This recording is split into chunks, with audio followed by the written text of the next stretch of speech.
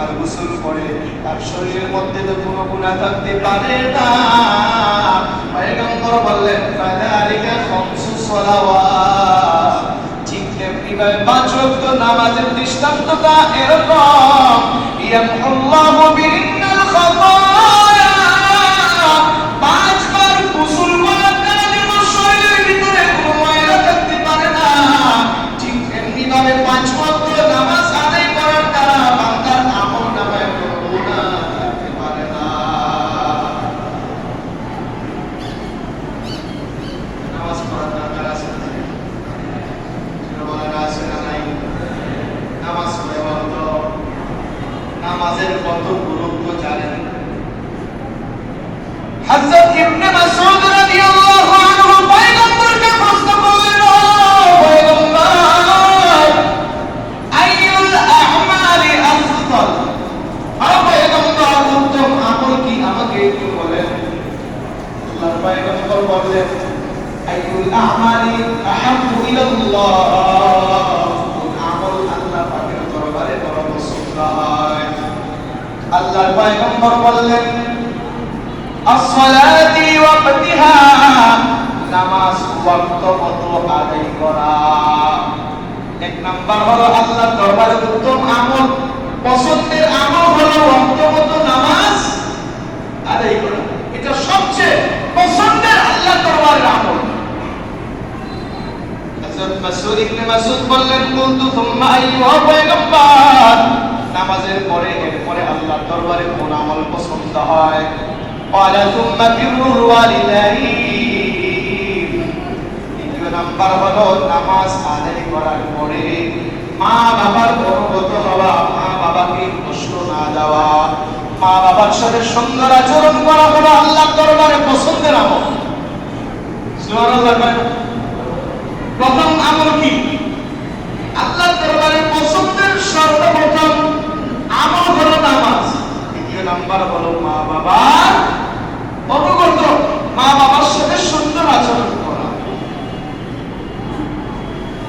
আল্লাহ তাআলা কোরআনে কারীমের মধ্যে আল্লাহ বলেছেন যে আল্লাহ পাক যেন বান্দা, আল্লাহ তাআলা বান্দার ইবাদত, আল্লাহর ইবাদত করার পরে বান্দা যেন মা বাবার অনুগত, মা বাবার সাথে সুন্দর আচরণ করে। আল্লাহ কোরআনে কারীমের মধ্যে বলেছেন, সূরা বনী ইসরাঈলের মধ্যে এসেছে,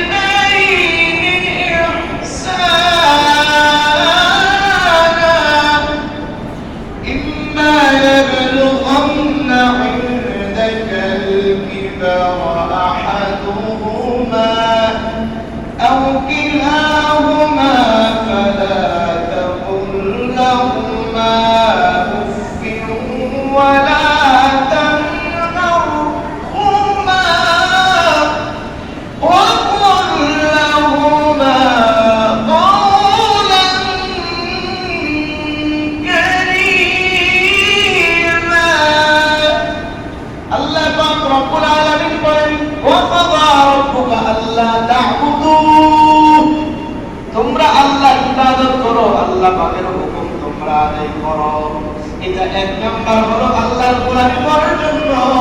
দ্বিতীয় নাম্বার আল্লাহ বলেছেন, ওয়াবিল ওয়ালিদাইনি ইহসানা, তোমরা তোমাদের মা বাবার সাথে ভালো আচরণ করো, সুন্দর আচরণ করো, মা বাবার সাথে ভালো আচরণ করো।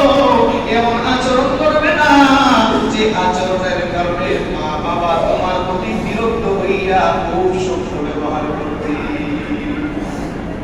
মা বাবার সাথে এমন খারাপ আচরণ করবে না। যখন তাদের সাথে কথা বলবে, ওয়াকুল্লাহুমা কাওলান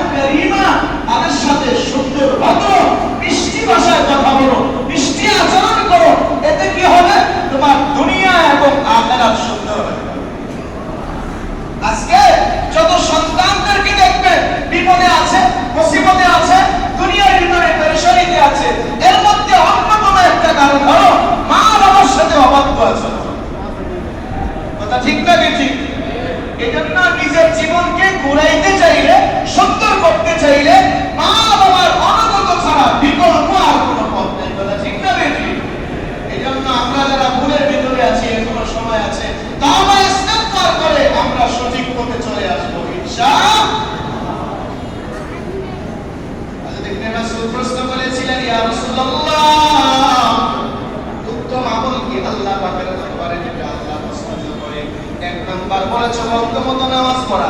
দ্বিতীয় নাম্বার বলেছে মা বাবার সাথে ভালো আচরণ করা। দ্বিতীয় নাম্বার এরপরে বলে পয়গম্বর তারপরে মুনাফল হযরত আল্লাহ রাসূল সাল্লাল্লাহু আলাইহি ওয়াসাল্লাম বলেন আল জিহাদু ফি সাবিলিল্লাহ। দ্বিতীয় নাম্বার আল্লাহর দরবারে পছন্দ আমল হলো আল্লাহ পাকের রাস্তায় জিহাদে বের হয়ে যাওয়া। এটা কার দরবারে পছন্দ আমল? অনেকে পছন্দ করলে করতেও পারে, নাও করতে পারে। আরে জিহাদের কথা কোরআনে আছে, জিহাদের কথা হাদিসে আছে, জিহাদ পয়গম্বর নিজে বলেছেন, জিহাদের মাধ্যমে ইসলাম প্রতিষ্ঠিত হয়েছে। ঠিক না বেটি? আপনার পছন্দ হইলেও ঠিক, না হইলেও ঠিক। অনেকে জিহাদের কথা বলে তো জঙ্গি বা, ঠিক না বেটি? জিহাদ জঙ্গি না, জিহাদ যেমন নামাজ আল্লাহ পাকের হুকুম, হজ পালন করা যেমন আল্লাহর হুকুম, জিহাদ করাও আল্লাহর হুকুম। কার হুকুম? আল্লাহর হুকুম। এজন্য জিহাদকে যে অস্বীকার করবে তার ঈমান থাকবে না। ও আল্লাহ পাকের বান্দা, মিশকাতের 571 নম্বর হাদিস, হযরত উমামা রাদিয়াল্লাহু আনহু হাদিসটি বর্ণনা করেন নামাজের ব্যাপারে। আল্লাহর পয়গম্বর বলেন وعن ابي امامه رضي الله عنه قال قال رسول الله صلى الله عليه وسلم صلوا خمسكم وصوموا شهركم وادوا زكاه اموالكم واطيعوا ذا امركم تدخلوا الجنه ربكم। এই হাদিস জানি খুতবার ভিতরে বলেছিলাম, আল্লাহর পয়গম্বর বলেন সাল্লু খামসাকুম, তোমরা 5 ওয়াক্ত নামাজ আদায় করো। ওয়াসুমু শাহরাকুম, রমজানের রোজা তোমরা যথাযথ আদায় করো। ওয়াতু যাকাত আমওয়ালিকুম, আল্লাহ পাক তোমাদের যে মাল দান করছে ওই মাল থেকে তোমরা আল্লাহ পাকের রাস্তায় মাল খরচ করতে থাকো, অর্থাৎ যাকাত আদায় করতে থাকো। আসলে আল্লাহ পাক যাদের উপরে যাকাত ফরজ করেছে তাদেরকে যাকাত দেওয়ার জন্য আল্লাহ বলেছেন। দ্বিতীয় চতুর্থ নাম্বার হলো ওয়াতিউ দা আমরিকুম, আর তোমাদের ব্যক্তিবর্গ যারা আছে, ব্যক্তিবৃন্দ যারা আছে তাদেরকে তোমরা অনুসরণ করো। আল্লাহর পয়গম্বর বলেন তাদখুলু জান্নাত রাব্বিকুম, আল্লাহ তাআলা তোমাদেরকে রবের জান্নাতে প্রবেশ করাইবে। কত নম্বর হাদিস?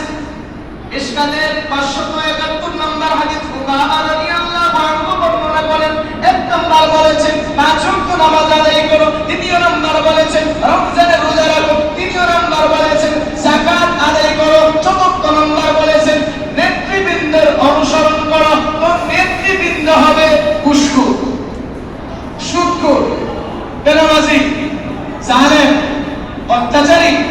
কারা হবে নেতৃবৃন্দ? কারা? আরে বর্তমান নেতৃত্বের মতো এই সময় হাদিসের সাথে মিলে বলা হয় নাই, অর্থাৎ রাসূলুল্লাহ জামানের সাহাবীদের নেতৃবৃন্দের অনুসরণ করার জন্য আল্লাহ রাসূল বলেছেন। আগেরকার নেতা আর এখন নেতা বেশ কম আছে, যেরকম আছে না। আগেরকার নেতার কথা পরে বলি, এখনকার নেতার কথা চিন্তা কি? রাতারাতি আঙ্গুল ফলে কলা গাছ, হালাল হোক হারাম হোক, গরিব হোক মিসকিন হোক, যত কিছু হোক রাতারাতি লও, খালি টাকা লও, ট্যাক্স লও, হ্যাঁ বিভিন্ন যত কিছু আছে সব তারা আজকে দেখা যায় আত্মসাৎ করে নিজেরা কোটিপতি, হাজার কোটি, মিলিয়ন কোটি, ট্রিলিয়ন কোটি হইতেছে। অথচ দেশের অনেক নাগরিক কেমন আছে, এক বেলা খায়, 2 বেলা না খেয়ে থাকে, বছরে একটা কাপড় পরিধান করার মতো তার তেমন সুযোগ থাকে না।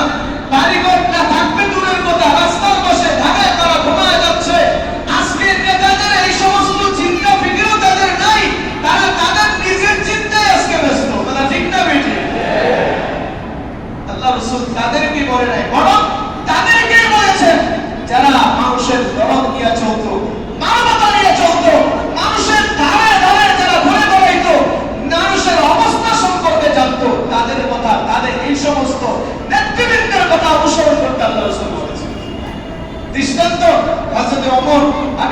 মুমিনিন অর্ধ পৃথিবীর বাদশা ছিলেন, যিনি দিনের বেলা শাসন করত, রাতের বেলা কাজ ছিল মানুষের ধারে ধারে ঘুরে ঘুরে কোন মানুষ কি মুসিবতে আছে, কি বিপদে আছে, কে খেয়ে আছে, কে না খেয়ে আছে, কার কি অবস্থা, এটা জানার জন্য রাতের গভীর অন্ধকারে ঘর থেকে একা বের হইতো বাদশা। সাধারণ একটা প্রজার বেশে বের হয়ে হাঁটতেছে। একদিনের ঘটনা, ভোর রাতে দেখা যাচ্ছে এক মহিলা পাত্রের ভিতরে কিছু পাথর দিয়া পানি দিয়া চুলের উপরে বসায়া এটা নাড়তেছে আর বলতেছে, বর্তমান যে আমির, বর্তমান যে বাদশাহ, এই বাদশাহ যদি সে না হইয়া আজকে যদি অন্য কেউ হইতো তাহলে তার কাছে যেতে পারতাম। আজকে এই বাদশাহ আমাদের খবর নিচ্ছে না। আজকে কিয়ামতের ময়দানে আল্লাহর দরবারে মাকামে মাহমুদে আল্লাহর কাছে আমি বিচার দায়ের করব এই বাদশার ব্যাপারে, বর্তমান আমিরের ব্যাপারে। সে আমাদের খবর নিচ্ছে না, নিজের সন্তানগুলোকে খাওয়াইতে পারতেছে না, না খায় ঘুম পড়ায় দিছে সন্তানগুলোকে। তার সে সান্ত্বনা দেওয়ার জন্য খাবার পাত্রের ভিতরে দিয়ে কিছু পাথর দিয়া পানি দিয়া চূড়ার উপরে বসায় নাড়তেছে।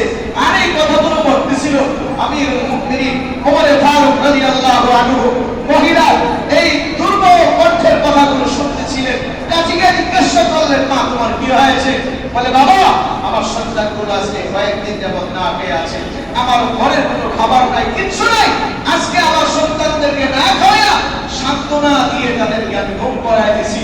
ঘুম থেকে জাগলেই তো আমার সন্তানরা আমাকে খাবারের জন্য বলবে, আমি আমার মা আমার সন্তানদেরকে মা হয়ে কোত্থেকে আমি খাবার দিব, আমি বড় টেনশনে আছি। এই কথা শুনে আমিরুল মুমিনিন কোষাগারে চলে গিয়েছেন।